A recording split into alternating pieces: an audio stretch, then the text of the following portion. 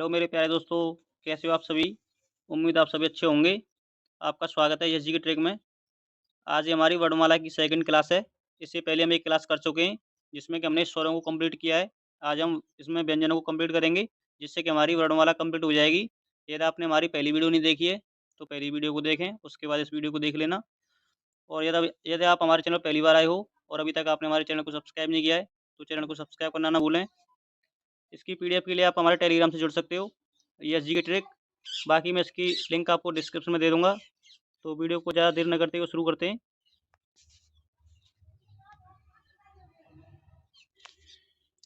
इसमें पूछा गया है आपसे अर्धस्वर कौन से होते हैं? तो ये होते हैं य और व। कौन से होते हैं? य और व।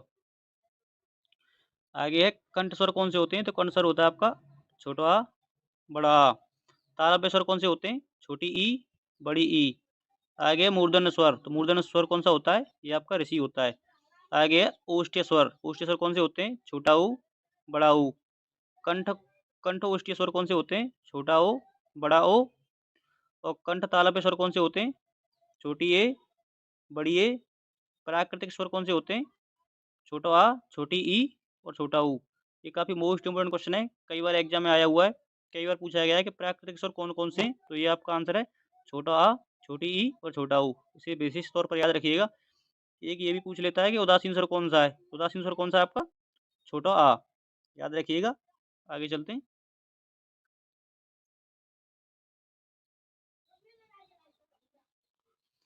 अपभ्रंश में कितने स्वर मौजूद थे? यदि आपसे पूछे कि अपभ्रंश में कितने स्वर मौजूद थे, तो अपभ्रंश में 8 स्वर मौजूद थे। वो कैसे हैं? छोटा आ, बड़ा आ, छोटी ई, बड़ी ई, छोटा ऊ, बड़ा ऊ, छोटी ए और छोटा ऊ। और यदि आपसे पूछे कि हिंदी वर्णमाला में कुल स्वर कितने हैं, तो कुल स्वर है हमारे 11। आगे हम जानेंगे अब व्यंजन को। व्यंजन की परिभाषा जानेंगे सबसे पहले। इसकी परिभाषा क्या है? जो वर्ड स्वरों की सहायता से बोले जाते हैं, उन्हें व्यंजन कहते हैं। जो वर्ड स्वरों की सहायता से बोले जाते हैं, उन्हें व्यंजन कहते हैं। व्यंजनों की संख्या कितनी है? व्यंजनों की संख्या 33 होती है। 33 कैसे है? 25 स्पर्श, 4 ऊष्म, 4 अंतस्थ। ऐसे टोटल हमारा बैठेगा 33। आगे चलते हैं। अब हम इसको सभी को क्रम वाइज जानेंगे। व्यंजनों के वर्गीकरण को देखेंगे। तो सबसे पहले हमारा स्पर्श व्यंजन। स्पर्श व्यंजन की परिभाषा जानेंगे। जिन व्यंजनों का उच्चारण उच्चारण हमारे शरीर के अंगों से स्पर्श या छूकर होता है, उन्हें स्पर्श व्यंजन कहते हैं। जिन व्यंजनों का उच्चारण हमारे शरीर के अंगों से स्पर्श या छूकर होता है, उन्हें स्पर्श व्यंजन कहते हैं। इनकी संख्या कितनी होती है? तो इनकी संख्या 25 होती है। और यदि आपसे पूछे कि उच्चारण के आधार पर स्पर्श व्यंजन की संख्या कितनी है, तो उच्चारण के आधार पर स्पर्श व्यंजन की संख्या 27 है। और यदि आपसे पूछे कि स्पर्श व्यंजन की संख्या कितनी है, तो वो आपकी 25 है। और उच्चारण के आधार पर स्पर्श व्यंजन की संख्या 27 है। इसमें कि उच्छिप्त भी जुड़ जाता है। आगे चलते हैं। स्पर्श व्यंजन कौन कौन से होते हैं, जिसको हम जानेंगे। इसको स्पर्श व्यंजन को 5 वर्गों में विभाजित किया गया है। क वर्ग, च वर्ग, ट वर्ग, त वर्ग और प वर्ग। और क वर्ग में कौन कौन सा आता है? इसमें आता है क, ख, ग, घ, ण। च वर्ग च, छ, ज, झ, अ। ट वर्ग ट, ठ, ड, ढ, ण। त वर्ग त, थ, द, ध, न। प वर्ग कौन सा है? प, फ, ब, भ, म। आप इसको एक साथ बोल सकते हो। ऐसे ऐसे याद जल्दी होगा। कछु ट तपो, कछु ट तपो। उम्मीद है आपको याद हो चुका होगा। इनकी संख्या टोटल कितनी होती है? इनकी संख्या 25 होती है तथा उच्चारण के आधार पर जैसा कि हम ऊपर पढ़ के आए हैं 27 होती है। इसमें 2 गुण जुड़ जाते हैं आपका, एक ड और ड। इसमें दोनों 2 गुण जुड़ जाते हैं। आगे चलते हैं। नेक्स्ट है हमारा कंठ व्यंजन। इसकी परिभाषा क्या है? जिन वर्णों का उच्चारण करते समय जीभ का पिछला हिस्सा हमारे कंठ को छूता है, उन्हें कंठ्य व्यंजन कहते हैं। तो कंठ्य व्यंजन में कौन कौन से आते हैं? इसमें हमारा पूरा क वर्ग आता है, जैसे क, ख, ग, घ, ण। आगे हमारा तालुव्य व्यंजन। इसकी परिभाषा क्या है? जिन वर्णों का उच्चारण करते समय जीभ का मध्य भाग हमारे तालु को स्पर्श करता है, उन्हें तालव्य व्यंजन कहते हैं। इन्हें स्पर्श संघर्षी व्यंजन के नाम से भी जाना जाता है। तालव्य व्यंजन कौन से होते हैं? उसमें पूरा च वर्ग होता है। च, छ, ज, झ, अ। आगे चलते हैं। मूर्धन्य व्यंजन। तो मूर्धन्य व्यंजन की परिभाषा क्या है? जिन वर्णों का उच्चारण उच्चारण मुख से होता है उन्हें मूर्धन्य व्यंजन कहते हैं। जैसे जिसमें हमारा पूरा ट वर्ग आता है, ट, ठ, ड, ढ, ण। आगे हमारा दंतीय व्यंजन, जिन वर्णों का उच्चारण करते समय ऊपर के दांत से जीभ का अगला भाग स्पर्श होता है, उसे दंतीय व्यंजन कहते हैं। जैसे इसमें हमारा आता है पूरा त वर्ग, त, थ, द, ध, न। आप बोल के देखिए, त, थ, द, ध, न। आप देखोगे कि हमारा ऊपर के दांत से जीभ का अगला भाग स्पर्श होता है। आगे चलते हैं। ओष्ठ्य व्यंजन, ओष्ठ्य व्यंजन कौन से होते हैं? जिन वर्णों का उच्चारण होठों से होता है उन्हें ओष्ठ्य व्यंजन कहते हैं। इसमें हमारा पूरा प वर्ग आता है, जैसे प, फ, ब, भ, म। आगे हम जानेंगे प्रत्येक वर्ग का पांचवा वर्ण नासिक के व्यंजन कहलाता है। प्रत्येक वर्ग का पांचवा वर्ण क्या कहलाता है? नासिक के कहलाता है। इनकी संख्या कितनी होती है? तो इनकी संख्या 5 होती है। जैसे ड, अइया, अणा, न और म। जैसे इसी को एक साथ बोलेंगे, डड नम, डड नम, डड नम। जैसे हमने पढ़ा था पूरे 5 वर्ग कैसे? कच ट तप। इसको ऐसे याद करना है। अनुनासिक वर्ड कौन कितने? 5 हैं। तो डड, डड नम। आगे चलते हैं। माँ और ना अनुनासिक व्यंजन या अनुस्वार कहलाते हैं। ये काफी मोस्ट इम्पोर्टेंट है, क्वेश्चन पूछ लेता है कई बार। म और न अनुनासिक व्यंजन या अनुस्वार कहलाते हैं। आगे चलते हैं। उच्चारण प्रयत्न के आधार पर व्यंजन। उच्चारण प्रयत्न के आधार पर व्यंजन 8 प्रकार के होते हैं। उच्चारण और प्रयत्न के आधार पर व्यंजन कितने प्रकार के होते हैं? 8 प्रकार के होते हैं। उच्चारण और प्रयत्न के आधार पर व्यंजन कितने प्रकार के होते हैं? 8 प्रकार के होते हैं। काफी इंपोर्टेंट क्वेश्चन है, याद रखिएगा। इसमें हम समझेंगे सबसे पहले हमारा स्पर्शी व्यंजन, जो कि 16 होते हैं। और यदि आपसे पूछे कि स्पर्श व्यंजन कितने होते हैं, तो स्पर्श व्यंजन होते हैं आपके 25। और यहाँ पूछा गया है स्पर्शी व्यंजन। अब स्पर्शी व्यंजन 16 कैसे होते हैं? इसमें हमारा पीछे के जो 5 होते हैं ना, जो हम पढ़ के आए हैं अभी अनुनासिक, उनको हटा देते हैं। और इसमें पूरा च वर्ग को पूरा हटा देते हैं और पीछे के जो 5 अनुनासिक हैं उनको हटा देते हैं। ऐसे हमारे 16 बैठते हैं। इसमें कौन-कौन से हैं? क, ख, ग, घ, ट, ठ, ड, ढ़, त, थ, द, ध, प, फ, ब, भ। एक बार फिर बता देता हूँ।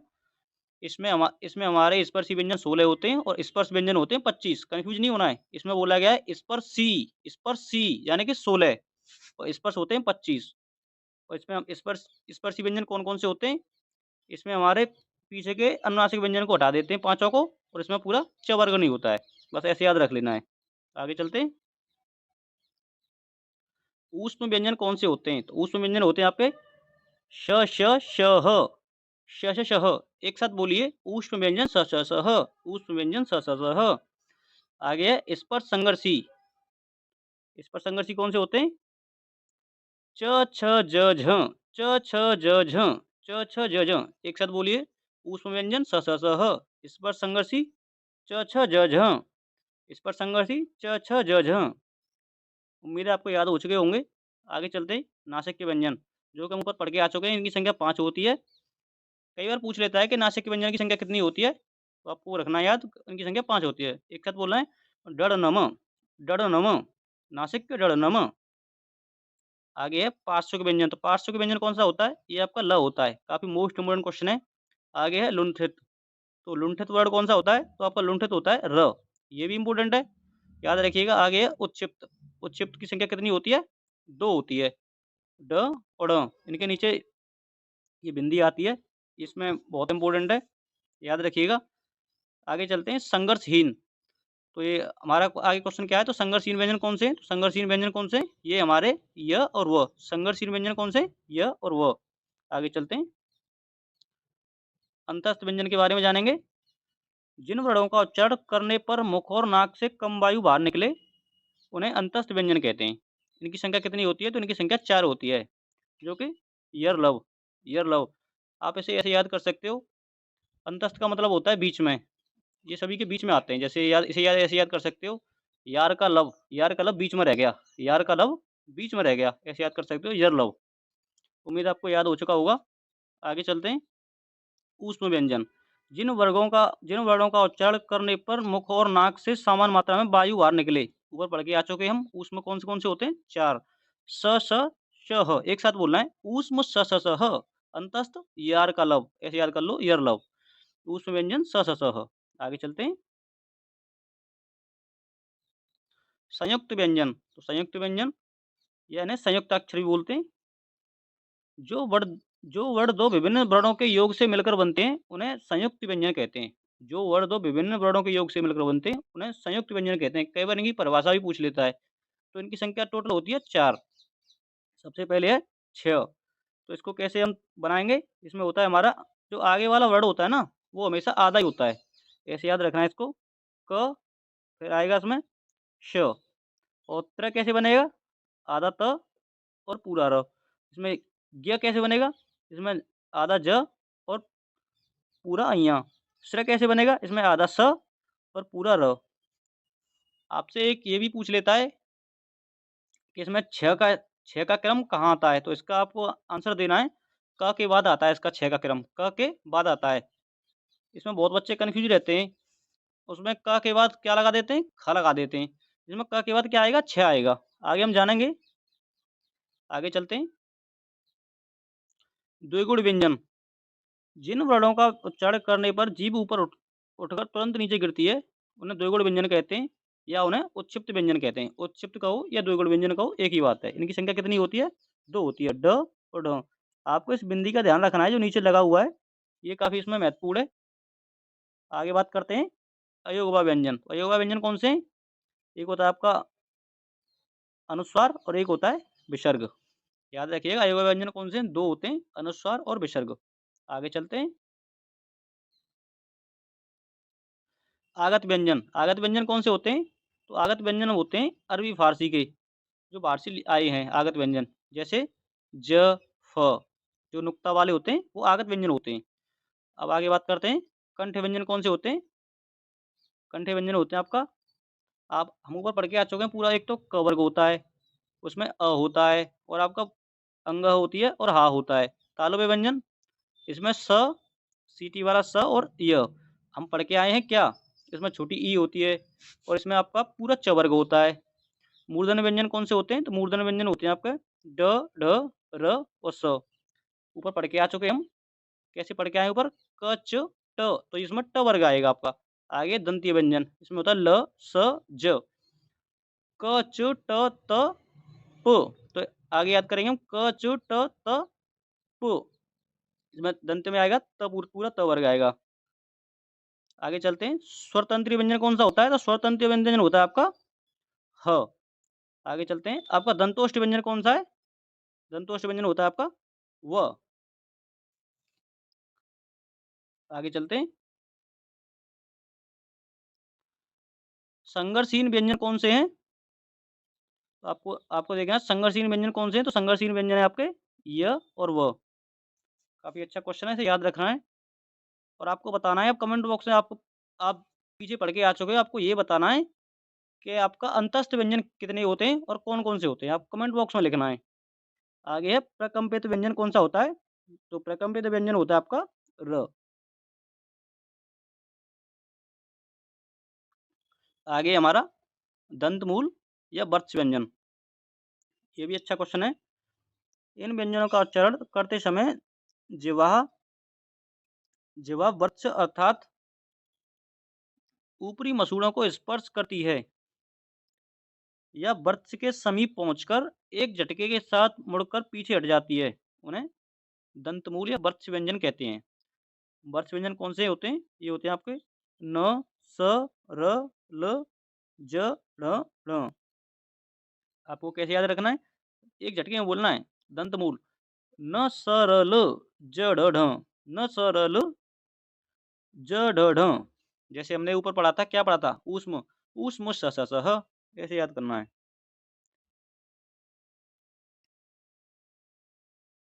लुंठित व्यंजन, जिस व्यंजन के उच्चारण के समय जीभ की नोक वायु से रगड़ खाकर कांपती है, उसे लुंठित व्यंजन कहते हैं। लुंठित व्यंजन कौन सा है आपका? र। एग्जाम में आपको देखने को मिलेगा कि पूछेगा कि लुंठित व्यंजन कौन सा है, तो आपका र है। और आपसे पूछेगा पार्श्विक व्यंजन कौन सा है, तो आपका पार्श्विक व्यंजन है ल। उसे भी याद रखिएगा। आगे आ ही गया पार्श्विक व्यंजन, जिस व्यंजन के उच्चारण में जीभ श्वास वायु के मार्ग में खड़ी हो जाती है और श्वास वायु उसके बगल से निकल जाती है, तो उसे पार्श्विक व्यंजन कहते हैं। ठीक है? तो लुंठित व्यंजन कौन सा आपका? र, और पार्श्विक व्यंजन कौन सा आपका? ल। याद रखिएगा, दोनों इंपॉर्टेंट क्वेश्चन है। आगे चलते हैं। काकल्य वर्ण, एक होता है आपका काकल्य वर्ण। तो काकल्य वर्ण कौन से होते हैं? जिन व्यंजन ध्वनियों के उच्चारण में मुख गुहा खुली रहती है और वायु बंद कंठ को खोलकर झटके से बाहर निकलती है, उसे काकल्य वर्ण कहते हैं। एक बार फिर जानेंगे। जिन व्यंजन ध्वनियों के उच्चारण में मुख गुहा खुली रहती है और वायु बंद कंठ को खोलकर झटके से बाहर निकलती है, उसे काकल्य वर्ण कहते हैं।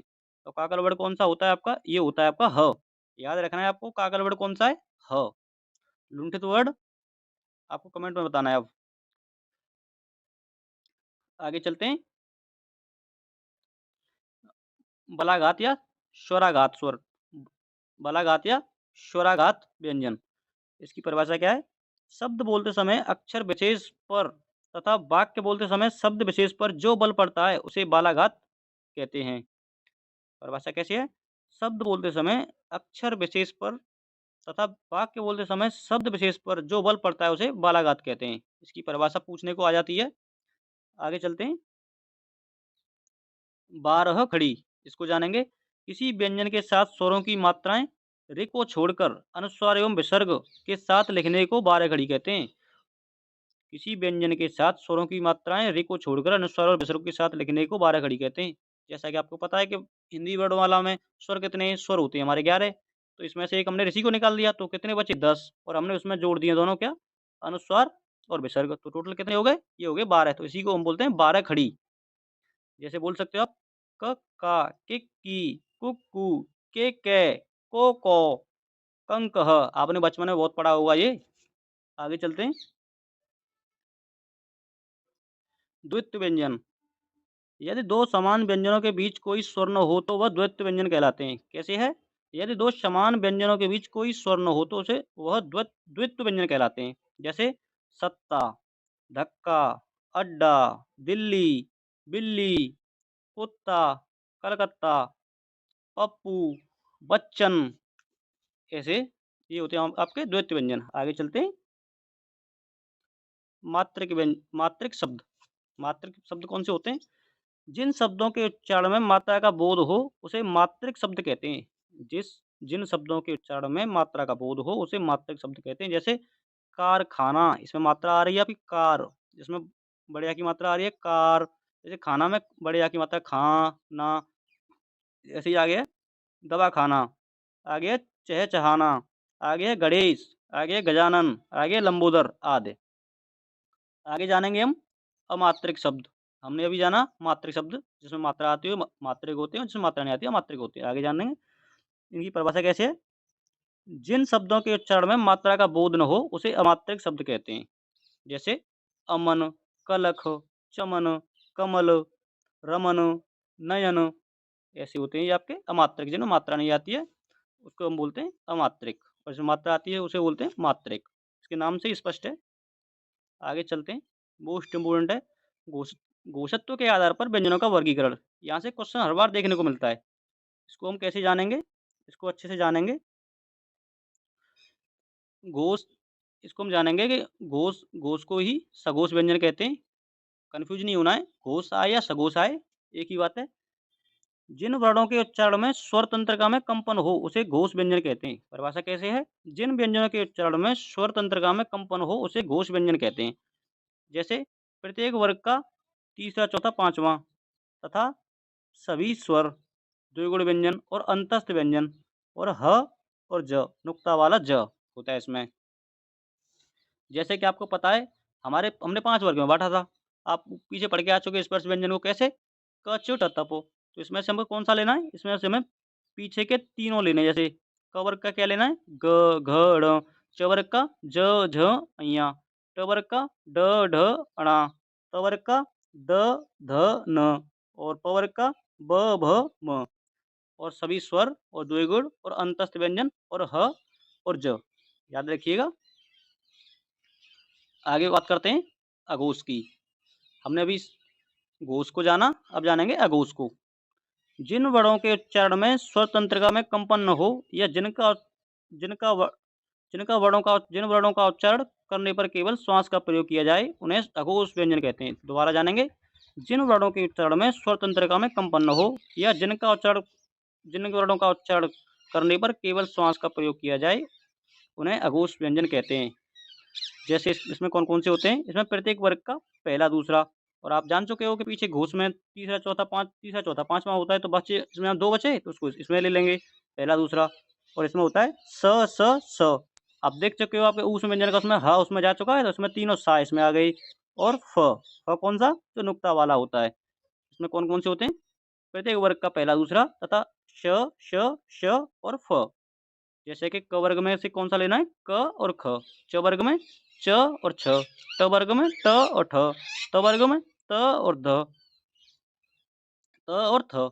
प वर्ग में प और फ। उम्मीद है आपको याद हो चुका होगा। आगे चलते हैं। एक और मोस्ट इम्पोर्टेंट हमारा है कि प्राणत्व के आधार पर व्यंजनों का वर्गीकरण। इसमें होते हैं आपका प्राणत्व के आधार पर व्यंजनों का वर्गीकरण कितने प्रकार से होता है? 2 प्रकार से। एक होता है अल्पप्राण और एक होता है महाप्राण। सबसे पहले जानेंगे अल्पप्राण को। इसकी परिभाषा क्या है? जिन वर्णों का उच्चारण करते समय मुख से कम वायु बाहर निकले उन्हें अल्पप्राण व्यंजन कहते हैं। अल्पप्राण व्यंजन कौन से होते हैं? जिन वर्णों का उच्चारण करते समय मुख से कम वायु बाहर निकले उन्हें अल्पप्राण व्यंजन कहते हैं। ये कौन से होते हैं? प्रत्येक वर्ग का विषम वर्ण यानी कि पहला तीसरा पांचवा। प्रत्येक वर्ग का विषम वर्ण पहला तीसरा पांचवा एवं अंतस्थ व्यंजन तथा सभी स्वर। इसमें कौन कौन से होते हैं? प्रत्येक वर्ग का पहला तीसरा पांचवा एवं अंतस्थ व्यंजन तथा सभी स्वर। इसमें क वर्ग का कौन सा आएगा? क ग ड़। च वर्ग का च ज अ। ट वर्ग का ट ड़ अणा। त वर्ग का त ड न। ऐसे ही हमारा आगे प वर्ग का कौन सा आएगा? प ब म। अल्पप्राण के लिए आप अपने हाथों पे खुद अपने मुख को अपने ऐसे हथेली बंद करके आप इसको मुट्ठी को बंद करके उसके आगे बोलिए क ग ड़। आप बोलोगे तो आपको थोड़ी सी वायु कम निकलेगी। ऐसे आप इसको ऐसे भी देख सकते हो। आगे चलते हैं।